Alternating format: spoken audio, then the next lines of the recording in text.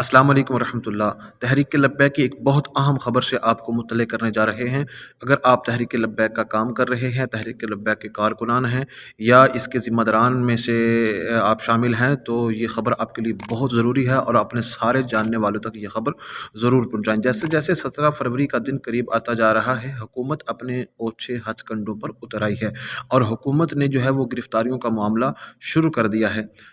مرکز کی طرف سے یہی تمام کارکنان اور ذمہ داران تک یہ پیغام پہنچانے کا حکم دیا گیا ہے کہ تمام احباب تک یہ پیغام جو ہے وہ بھرپور طریقے سے شیئر کیا جائے، اس کو پہنچایا جائے کہ اگر اپنے آپ کو تمام کارکنان کسی سیف مقام پر جو ہے وہ منتقل کریں اور اپنے آپ کو جو ہے نا وہ اپنی حفاظتی اقدامات کو جو ہے وہ یقینی بنائیں، کیونکہ کچھ بھی ہو جائے، چاہے ہماری یہ گرفتاریاں کریں، چاہے ہمیں جو ہے یہ سزائیں دیں،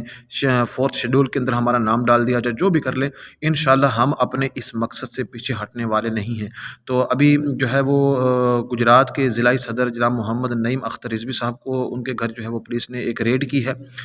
اسی لیے مرکز نے تمام کارکنان کو یہ حکم دیا ہے کہ اپنے آپ کو جو ہے وہ کسی محفوظ مقام پر منتقل کریں، اور جب تک مرکز کی طرف سے کوئی اپڈیٹ آپ کو نہ دی جائے تب تک آپ نے